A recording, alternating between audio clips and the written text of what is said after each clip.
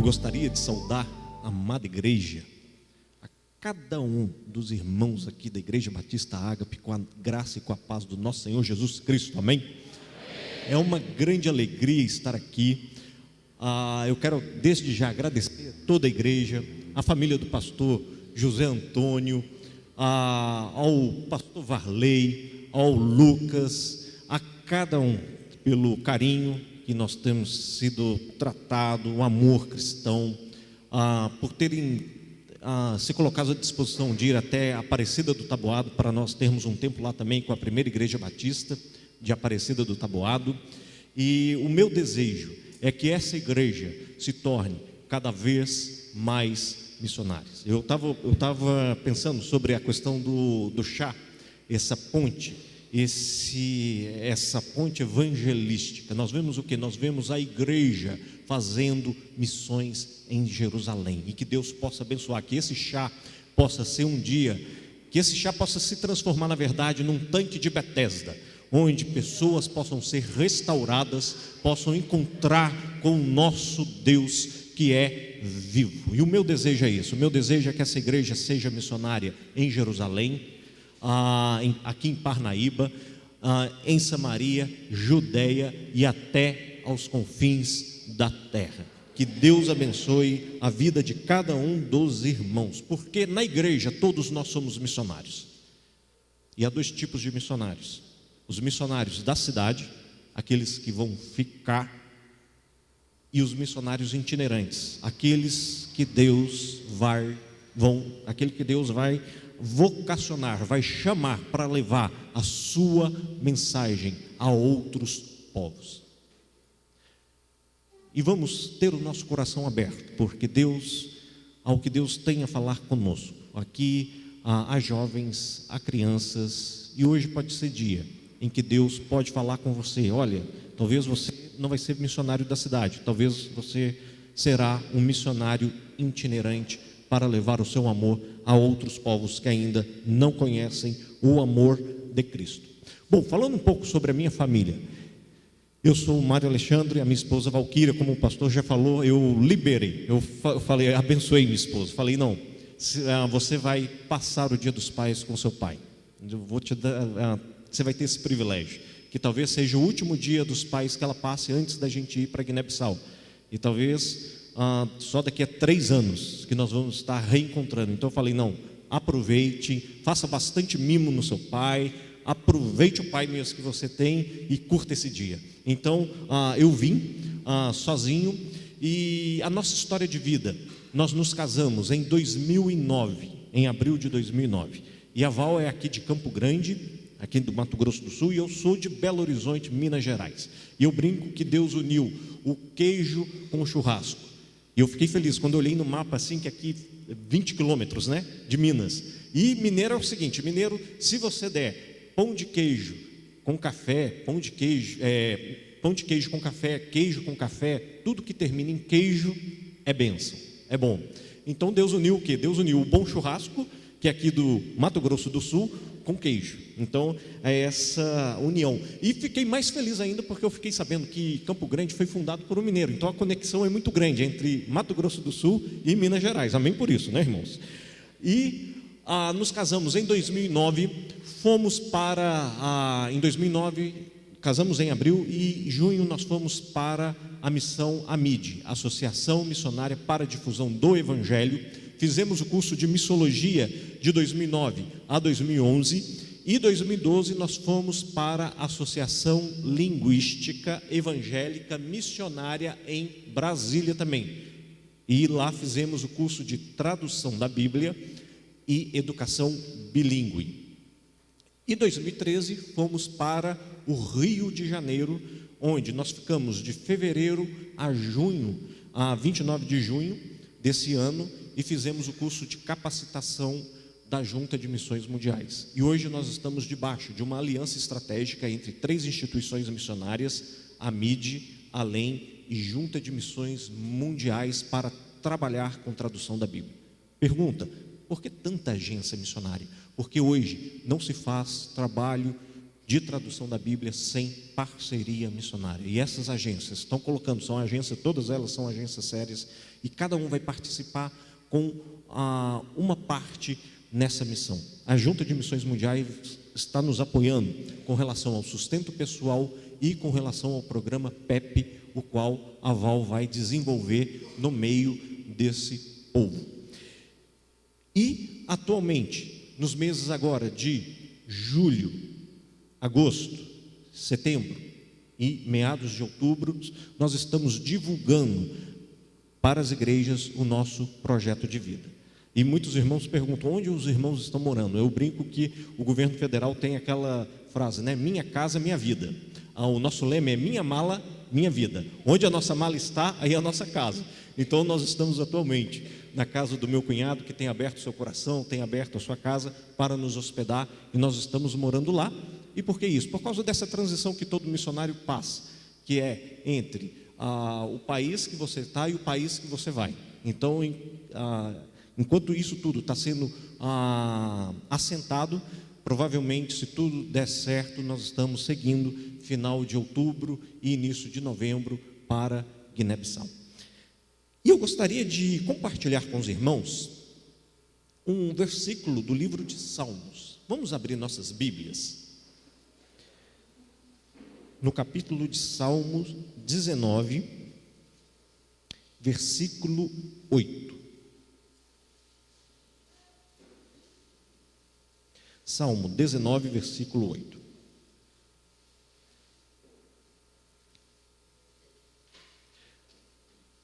Leiamos com atenção.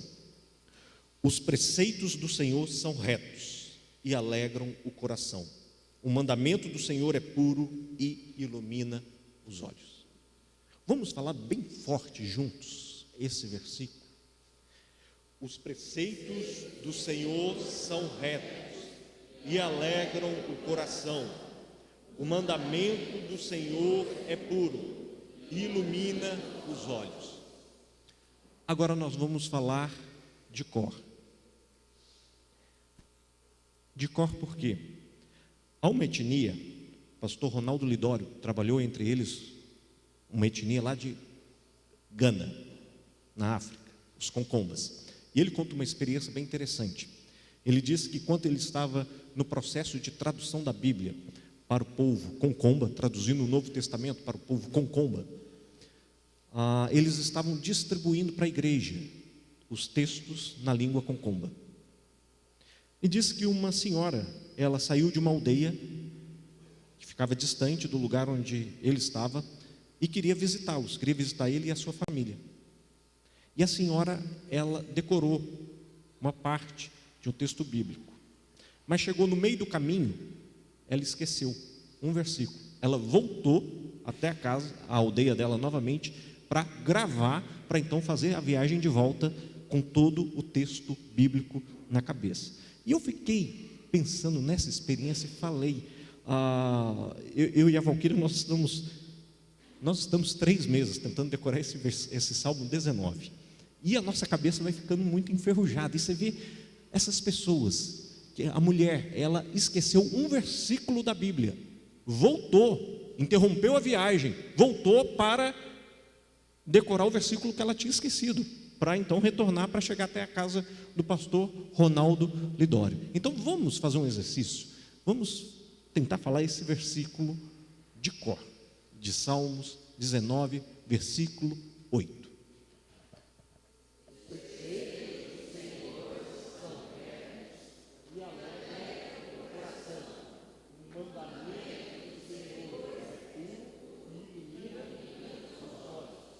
Amém. Leve esse versículo para sua casa, guarde esse versículo no coração, porque esse versículo fala profundamente ao nosso coração. O que esse versículo está dizendo? Primeiro, ele está dizendo que a alegria do cristão não se encontra nas circunstâncias em que ele vive, se encontra em conhecer o Senhor, em ter intimidade com o Senhor através do quê? Da sua palavra. É isso que diz, os preceitos do Senhor. Os preceitos do Senhor são o quê? É toda a palavra de Deus, alegram o coração. E aí nós podemos ver o que? Nós podemos ver exemplos de fé que não dá para ser explicado humanamente. Um desses exemplos de fé que me impressionou, ele não está mais aqui, é o pastor Xavier, lá do Rio de Janeiro. Pastor Xavier foi acometido de uma doença, e a igreja estava naquela expectativa, esperando a cura, e ele um dia chegou no púlpito da igreja e disse para os irmãos: amada igreja, não se preocupe, orem, porque se eu for curado, vocês verão a glória de Deus.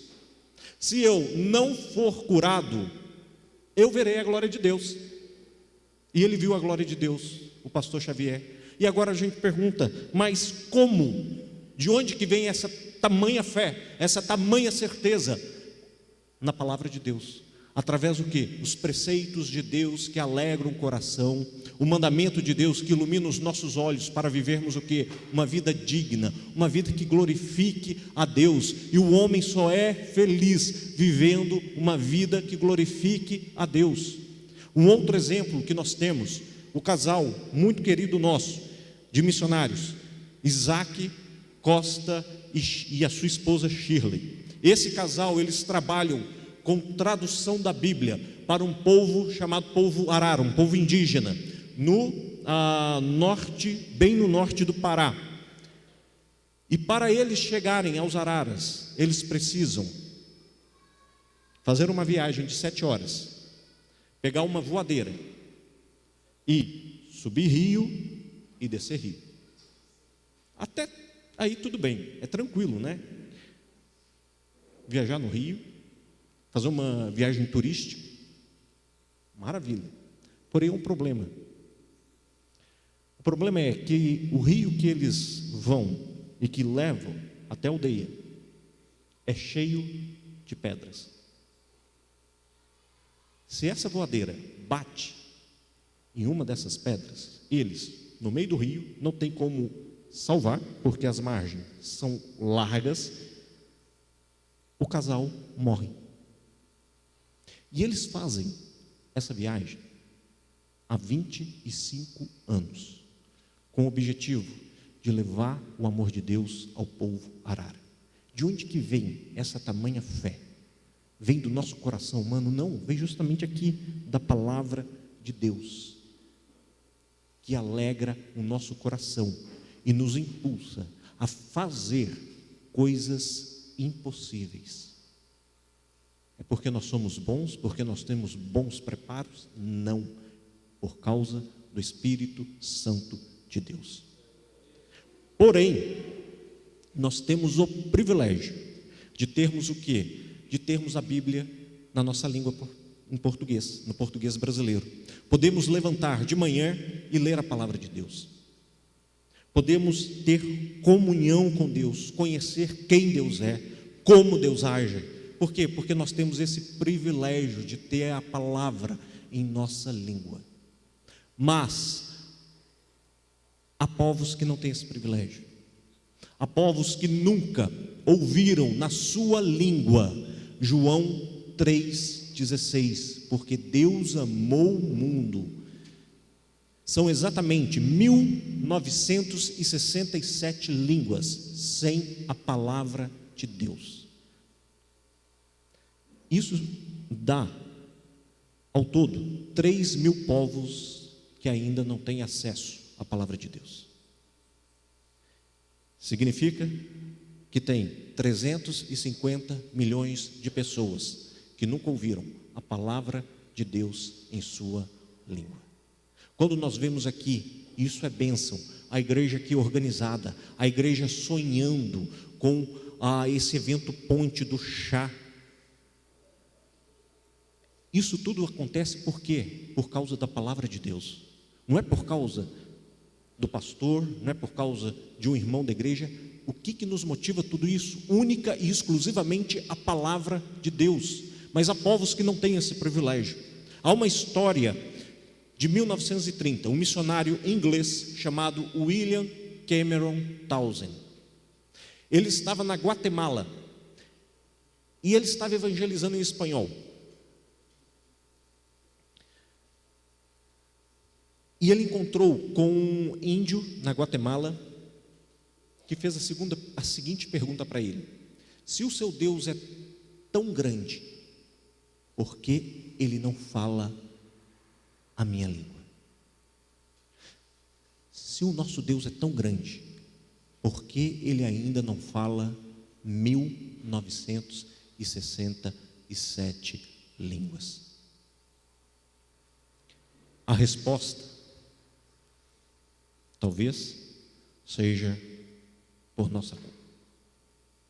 Então, essa noite nós queremos trazer esse desafio para a igreja, trazer o desafio da tradução da Bíblia para povos ainda que não têm a tradução da Bíblia. E nós vamos ver um vídeo que tem na internet, a emoção de receber uma Bíblia.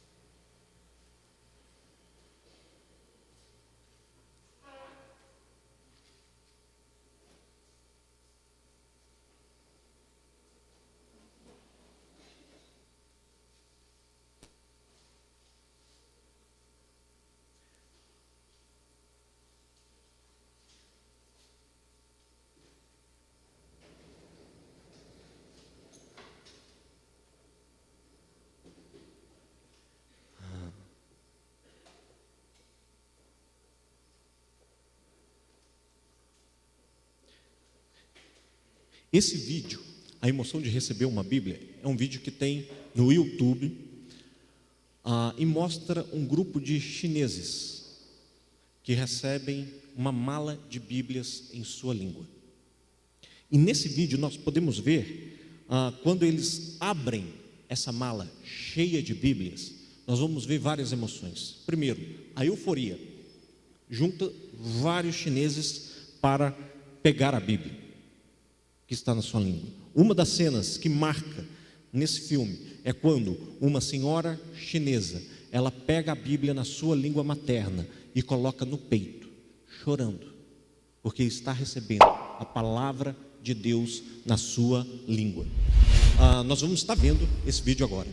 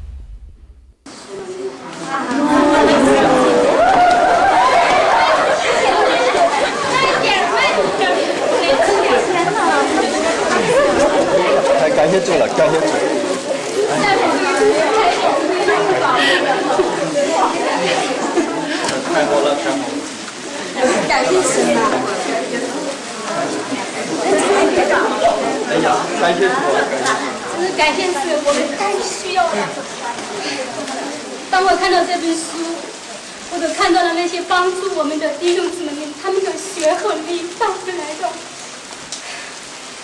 这是我们教会这个时候最需要的，真是我们最需要的书。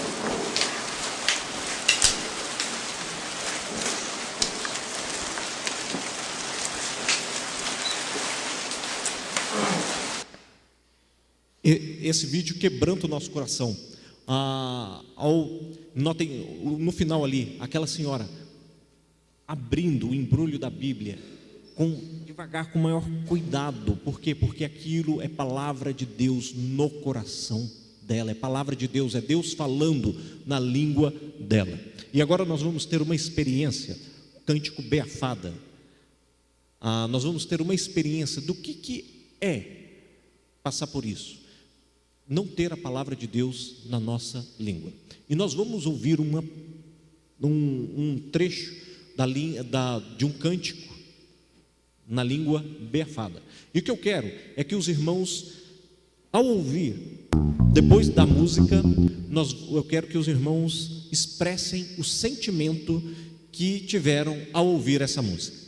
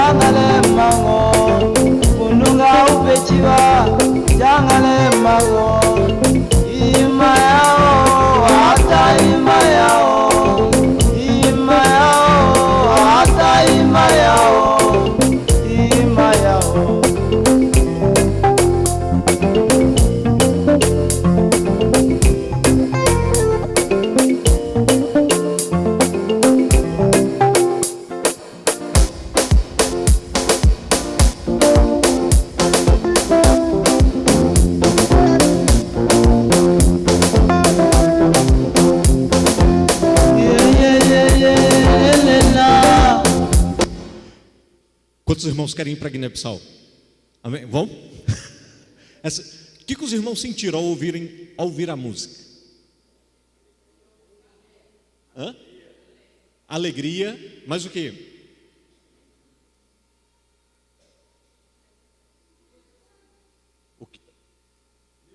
Liberdade,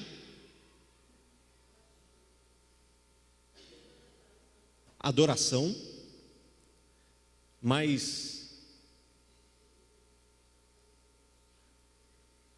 esses sentimentos que nós tivemos aqui, alegria, liberdade, adoração, foi por causa de quê?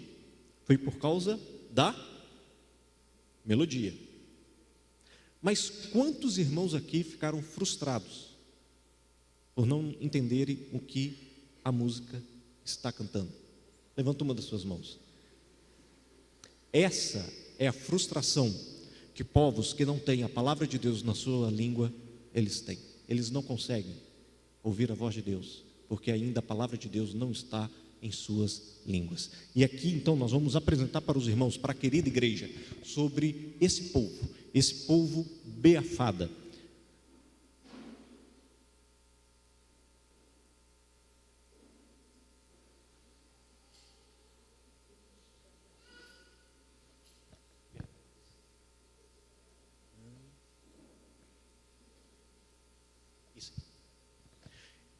Povo beafada.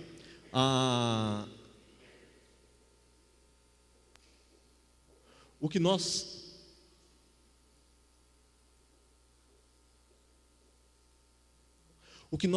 desejamos para esse povo está lá em Salmos 146, versículos 7 e 9. O Senhor liberta os encarcerados, o Senhor abre os olhos aos cegos, o Senhor levanta os abatidos, o Senhor ama os justos, o Senhor guarda o peregrino, ampara o órfão e a viúva.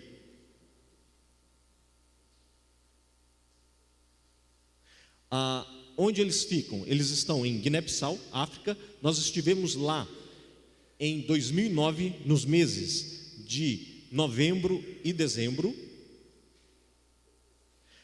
A Val está ao meu lado, ali. E onde eles moram? Eles moram na região de Quínara e nos setores de Fulacunda e Empada. Estivemos em Fulacunda por 35 dias e em Fulacunda não há luz elétrica e nem água encanada. O que significa isso? Significa que se não há energia elétrica, não só em Fulacunda, mas em toda a Guiné-Bissau, hoje nós temos o privilégio que, se nós estamos mostrando o povo beafada através da projeção, se nós temos microfone para falar, é graças ao quê? À energia elétrica. Lá em Guiné-Bissau não é isso. Lá em Guiné-Bissau, nesse horário, o país está nas escuras. Se você quer ter acesso à luz, ou você usa vela, ou compra gerador, ou compra a placa de energia solar. Isso prejudica o país em quê? Questão de indústria. Lá em Guiné-Bissau não há indústria. Se não há energia elétrica, não há indústria. Empregabilidade reduz muito em Guiné-Bissau. Então é uma dificuldade do país. Outra dificuldade, água encanada. Se não há água encanada, significa o quê? Significa que não há água tratada. E é uma estatística. Isso foi falado pelo um irmão nosso lá de São Paulo, que ele trabalha na área de engenharia química, e ele disse que a Organização das Nações Unidas tem um dado em que morrem por ano 1.800.000 pessoas por tomarem água contaminada. E Guiné-Bissau está na lista desses países de pessoas que morrem por falta de água tratada. Então, esse é um desafio lá em Guiné-Bissau. Nós conhecemos a Tabanca de Empada por 3 dias, e os Berfadas, eles são 47.000 pessoas, eles vivem em tabancas, seriam as nossas aldeias aqui, e são muçulmanos, é um povo totalmente muçulmano. Os costumes culturais, com relação à alimentação, a alimentação entre os Berfadas, um dos pratos típicos dos Berfadas é o caldo de mancara. O que é o caldo de mancara? É o caldo de amendoim. E esse caldo, ele é amendoim misturado com jiló e berinjela, e é uma delícia, meus irmãos. Eu brinco que o cristão que tem vocação para ser missionário itinerante, para levar o amor de Deus para outras culturas, outros povos, não precisa fugir do chamado de Deus por causa da comida, porque Deus colocou comida gostosa em todas as culturas do mundo, e lá entre os Berfadas é esse caldo de mancara. Outra base da alimentação deles também é o arroz, alguns legumes e também o peixe. Nós estamos vendo essa foto aí, nós temos 2 Berfadas voltando da pescaria e com um balde lotado de peixes. Depois, com relação à alimentação, o que nós estamos vendo aí nessa foto? Nós estamos vendo uma bacia e as mãos dentro da bacia. Por quê? Como que acontece o sistema de alimentação lá? Lá nós temos o seguinte: tem o grupo dos homens e o grupo das mulheres e das crianças. Ambos comem separados. Os homens e as mulheres, cada grupo senta ao redor de uma bacia. E aí você vai ter o quê? Umas 4 pessoas ao redor da bacia, e você vai ter a sua porção na bacia, e você mete a mão lá e come na bacia. Isso nos lembra o quê, meus irmãos? Isso nos lembra 1 Coríntios 13, sobre a unidade do corpo de Cristo. Nós temos o quê? Nós temos a bacia, e dentro da bacia nós temos o arroz, e cada um é responsável por uma área da bacia. É fantástico esse paralelo que nós temos, o jeito deles comerem com o corpo de Cristo. E tem mais um detalhe: nós podemos praticar o amor dentro da bacia, porque se eu como pouco, eu posso deixar arroz para o meu irmão que come mais. Então é uma forma bem interessante que eles têm. E aí nós estávamos, esse dia nós estávamos almoçando com o chefe da Tabanca, que nos recebeu, e foi uma grande honra ter esse almoço com o chefe da Tabanca. Os Berfadas também, eles plantam amendoim, como eu já disse no início, né? Tem lá uma das bases alimentares é o caldo de mancara, o caldo de amendoim. Também caçam, tem a carne de farfana, e esse dia foi muito especial. Foi 25 de dezembro de 2009. Estávamos eu e a Valquíria, e eu brinco que foi a nossa ceia de Natal. Foi arroz com carne de farfana. A Valquíria, a Val, ela não quis comer a carne de farfana. Aí depois ela me perguntou: mas como é que é a carne de farfana? Eu falei: olha, eu não posso te dizer, porque não se assemelha a nenhum tipo de carne que a gente conhece, mas só sei o seguinte: ela é muito saborosa, muito gostosa. Então, se os irmãos encontrarem farfana por aí, se depararem com um prato com farfana, pode comer, porque é excelente essa carne. Aí é uma família típica biafada, em que, como eles são muçulmanos, há poligamia. E nós estamos vendo aí nessa foto um senhor com suas 4 mulheres e várias crianças.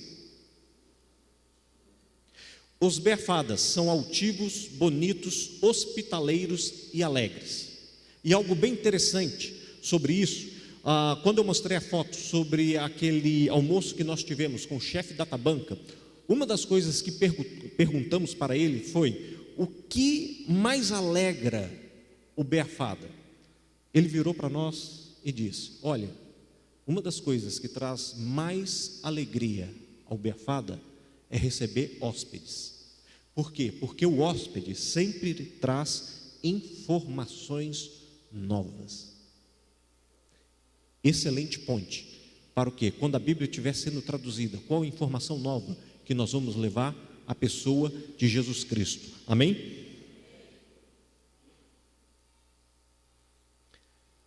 Os homens, nós temos as atividades aí. Os homens, eles caçam, pescam e fazem jumbai. Jumbai é conversa. E eu digo que o sul-mato-grossense, nesse aspecto, ele está preparado para ir para Guiné-Bissau. Porque quando nós sentamos numa roda aqui, no estado do Mato Grosso do Sul, o que tem na roda? Tereré. Então pronto. Nesse aspecto está todo mundo preparado para ir para Guiné-Bissau. Porque vai ser só trocar bebida. Nós vamos tirar o tereré e colocar o chá chamado uarga. E o chá chamado uarga é o seguinte: vai ter o bule de chá no centro da roda e vai rodar um copinho em que todo mundo vai tomar nesse copinho. E quando chega a sua vez, você tem que fazer esse som, que é de aprovação, que o chá está muito bom. As mulheres, elas cuidam das crianças e fazem a bianda, a alimentação. Lá nós temos, as crianças têm pouco acesso à educação e a maioria dos adultos é analfabetas. Há um índice de analfabetismo em Guiné-Bissau de 80%. E aí nós temos o que? Nós temos uma festa muçulmana, que é o Tabasque. Essa festa comemora o momento em que Abraão leva Ismael para ser sacrificado. E nós sabemos o que? Essa festa é uma forma em que Satanás, ele cega o coração dos muçulmanos. Porque na verdade, quando se coloca Ismael no lugar de Isaac, se anula toda a genealogia de Cristo. E é isso que está dito no Alcorão. E no Alcorão tem mais. No Alcorão diz abertamente que Jesus não é filho de Deus. E quando nós afirmamos que Jesus é filho de Deus, o Alcorão diz que Jesus não é filho de Deus, e que dizer que Jesus é filho de Deus é blasfêmia. Isso está escrito no Alcorão. Então vejam essa forma como que Satanás ele cega o coração dos muçulmanos. Aí nós temos essa reunião que aconteceu no dia dessa festa do Tabasque, e como já disse, os biafadas não têm um versículo sequer da palavra de Deus. E aqui é muito importante destacar: quando nós dizemos que nós precisamos da Bíblia escrita, da Bíblia falada em biafada, na língua biafada, por que isso? A única explicação é o amor de Deus. Os biafadas eles são muçulmanos, mas o muçulmano, todo muçulmano, para ler o Alcorão, ele precisa aprender o árabe. E teve um dia em que nós passamos por uma aldeia e vimos uma roda de uns 40 biafadas, e nessa roda tinha um líder islâmico que lia o Alcorão para eles. Isso é, os biafadas eles não têm acesso ao Alcorão, porque para eles terem acesso ao Alcorão, eles precisam ler em árabe, eles precisam aprender o árabe. Então, quem transmite o Alcorão é só o líder religioso. Esse é o Deus do Alcorão, é Alá, é um Deus distante. O Alcorão não é traduzido para nenhuma língua do mundo, ao contrário da Bíblia. Hoje, o maior livro traduzido no mundo é a Bíblia, é a palavra de Deus. Por que disso? Porque Deus quer falar a língua de cada povo, Deus ama cada povo. E uma das coisas que é um gesto de amor, é quando você se depara com essas culturas em que a língua biafada não é uma língua que traz status econômicos, a língua biafada não é uma língua que traz status social. Inglês traz status social, abre portas, biafada não. E aí a pergunta do biafada é: por que você está aqui aprendendo a minha língua, se a minha língua não te traz benefícios? A única explicação, meus irmãos, é o amor do nosso Deus, porque Deus quer falar em biafada. Mato Grosso do Sul tem sido berço de traduções da palavra de Deus. Aqui nós temos traduções na língua terena, para o povo terena, traduções para o povo caduel. Semana passada nós tivemos lá em Bodoquena, falando com um grupo de índios caduels, e foi emocionante. Eles nos entregaram o Novo Testamento traduzido na língua caduel. Temos o povo Kaiowá. 31 de agosto agora, lá em Dourados, haverá um grande culto de celebração e agradecimento a Deus, porque vai estar sendo entregue ao povo Kaiowá a Bíblia toda na língua Kaiowá. Isso tudo por quê? Porque o nosso Deus é grande e Ele quer falar a língua de cada povo. Ele ama cada etnia. Não há etnia melhor e etnia pior, porque para Deus Ele quer salvar todas as etnias. Por isso que Ele quer falar em biafada. Quando nós estivemos lá, nós conhecemos esse casal, Hans e Carla. É um casal de missionários holandeses. E esse casal é um casal que tem alimentado a nosso ardor, a nossa paixão por esse povo. Ele tem 61 anos de idade, ela 57 anos. E um dos últimos e-mails que recebemos dele, ele disse o seguinte: olha, eles estão trabalhando na área de plantação de igrejas entre o povo biafada, estão começando, é um trabalho extremamente difícil. E um dos últimos e-mails que recebemos deles, ele disse o seguinte: olha, cheguem logo. E se eu tivesse mais tempo de vida, eu abraçaria o ministério de tradução da Bíblia para o povo biafada. Eu não vou abraçar, porque o meu tempo de vida está se esgotando. Então, orem por esse casal. Esse casal tem sido bênção para a nossa vida no sentido de orientar. E como que vai se dar a convivência? Voltando. Depois volto aquele. Como que vai se dar a convivência entre o povo biafada?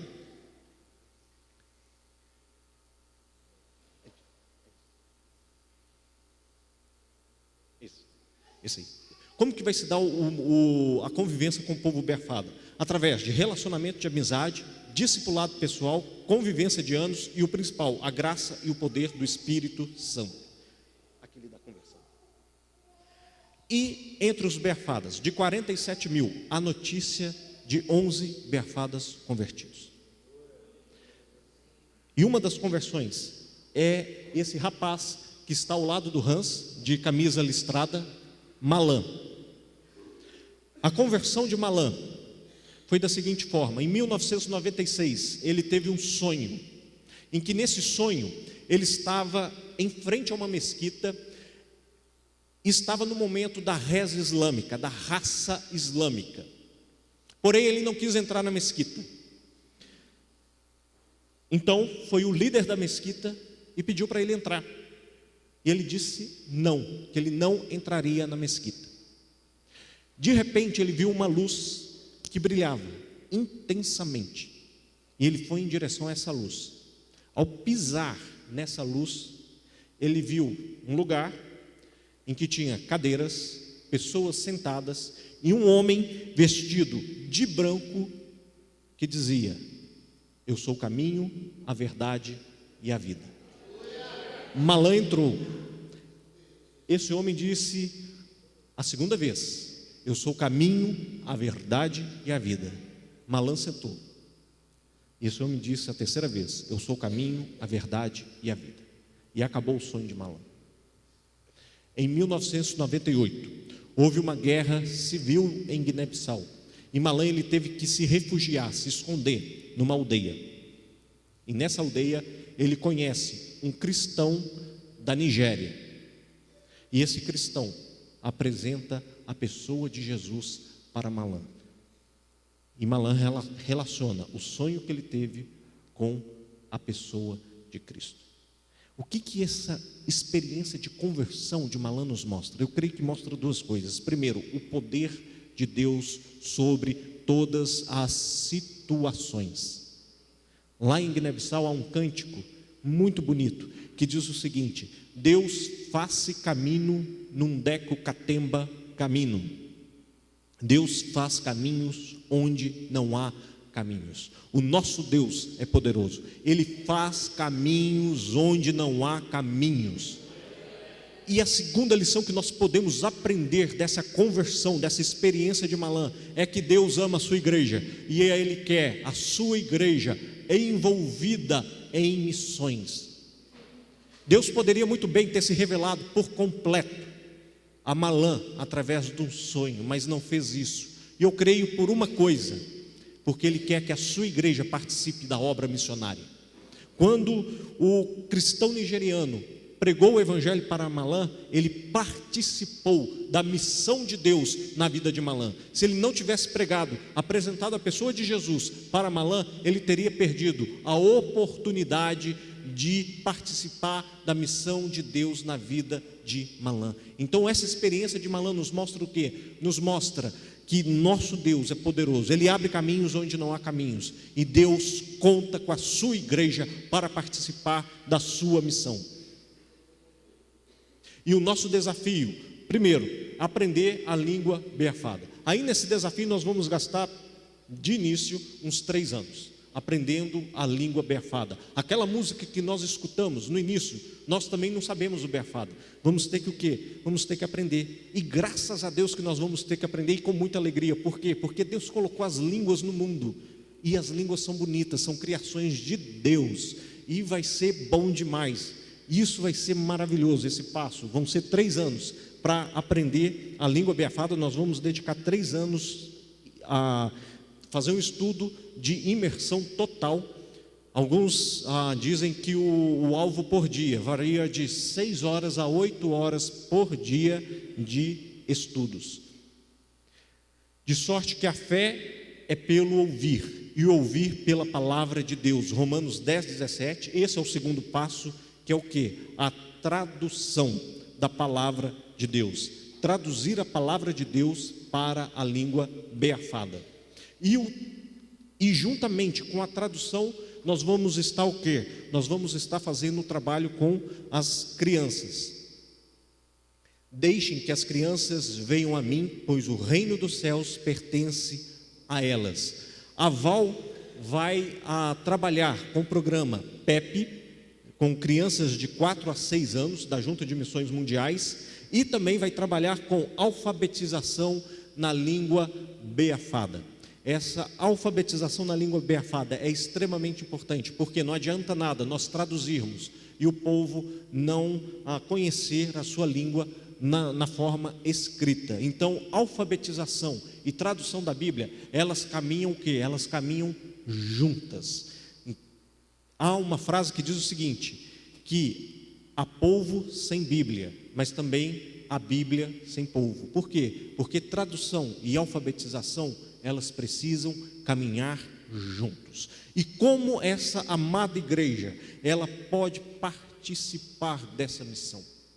Como que a Igreja Batista Ágape pode participar da missão abençoando o povo beafada? O primeiro desafio que nós temos e que nós colocamos como prioridade número 1 é a intercessão. Não dá tempo para contarmos as experiências em Guiné-Bissau, mas a batalha espiritual é grande. E o missionário só fica com uma retaguarda de oração. E nós estamos, e você pode se tornar, se você sentir no coração o desejo de nos adotar através da intercessão, ser um pai, uma mãe de oração desse povo, nos procurem no final, nós daremos a ficha do plano de adoção missionária, e você pode marcar como intercessor. do povo Beafada. E nós estaremos enviando as nossas notícias para o irmão. A outra forma que a igreja pode participar é através do nosso sustento, através do plano de adoção missionária, que tem sido bênção. E nós lançamos e temos deixado bem livre para cada igreja decidir sobre isso, para cada irmão decidir, na liberdade do Espírito Santo. Nós lançamos um desafio de 30 igrejas participando com R$200. Há igrejas que não podem participar com R$200, participam com menos. Cada situação é uma situação.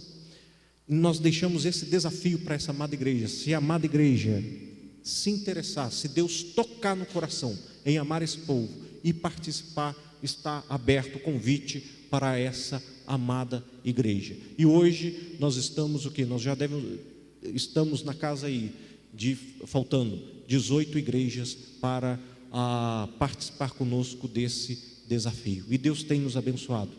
E uma das experiências que nós tivemos em Bodoquena, uma igreja que os membros da igreja, elas não têm salário mínimo.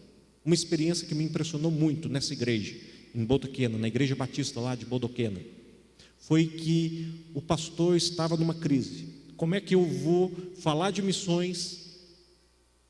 Os membros da minha igreja não têm um salário fixo. Como que nós vamos falar de missões? O que eles tirarem do seu salário vai fazer falta para eles no mês?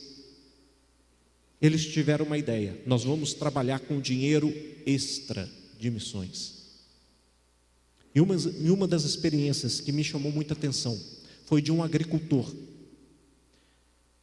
Ele teve a ideia: bom, eu não vou mexer, eu não ganho o salário mensal,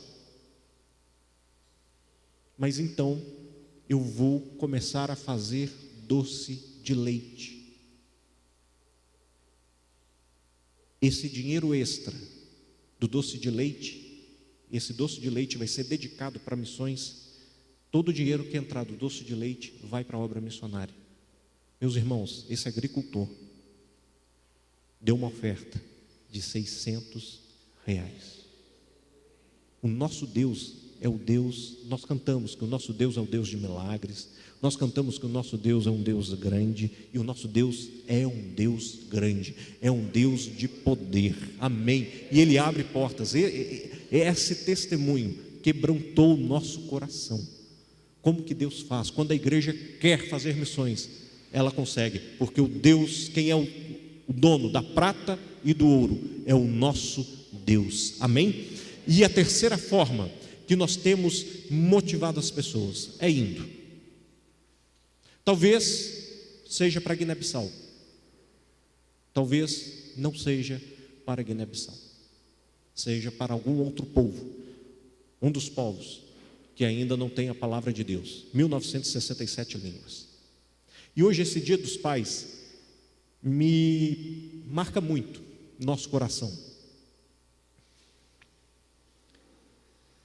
Em 2010, nós perdemos o nosso bebê, 4 meses. Nós tínhamos dado o nome dele de Beafadinha. E nós estávamos naquela expectativa desse filho. E a gente sonhava em ter esse filho. E eu, como pai, eu estava pensando o seguinte: eu vou dizer para o meu filho o que eu quero, uma sugestão, o que eu quero que o meu filho seja quando crescer. Eu quero que o meu filho seja um tradutor da Bíblia, que ele vá para o mundo afora, que ele ame um povo, que se gaste, que morra entre esse povo, para traduzir a palavra de Deus ao povo Beafada. Eu quero desafiar hoje, aqui tem jovens, aqui tem pais, se o irmão sentir direção do Senhor, Pai, Deus, eu quero começar a orar para que o meu filho seja um missionário itinerante, vá para outras culturas anunciar o seu amor, para povos ainda que não têm a palavra de Deus na sua língua. Assuma esse compromisso. Jovens, aqui tem milhares de jovens, tem muitos jovens nessa igreja. Missões está aberto para você. Eu creio que eu vou estar mandando para o e-mail do pastor. Talvez para começar, como começar a me envolver na obra missionária. Há uma equipe do programa esportivo missionário da Junta de Missões Mundiais, em que eles têm feito essa viagem todo ano para o Haiti. E eles estão com viagem marcada para janeiro de 2014. Já lançaram o convite para quem quiser se interessar a ingressar nessa viagem. Quem sabe, se a igreja sentir de Deus, direção de Deus, enviar um jovem dessa igreja para essa caravana. E esse jovem voltar inflamado por amor a missões lá do Haiti e mostrar os resultados da missão lá no Haiti. Eu quero deixar esse desafio com a igreja, indo de duas formas: dedicando os filhos para a obra missionária. Quem sabe o teu filho vai ser um dos tradutores dessas 1967 línguas que ainda não tem a palavra de Deus no seu coração. E você vai ter honra como pai de dizer: o meu filho é missionário. Nós temos que acabar com essa ideia de que missionário é o coitadinho, missionário é o que passa fome. Isso são ideias diabólicas. Você pode bater no peito e dizer com muito orgulho: olha, o meu filho é missionário. E o segundo desafio de ir, essa caravana para o Haiti. Quem sabe, amada igreja, não envia um dos seus jovens, Deus não orienta, Deus não mostra: olha, vai ser esse jovem que vai para o Haiti. E esse jovem volta cheio do amor de Deus, compartilhando com a igreja sobre essa caravana do Haiti.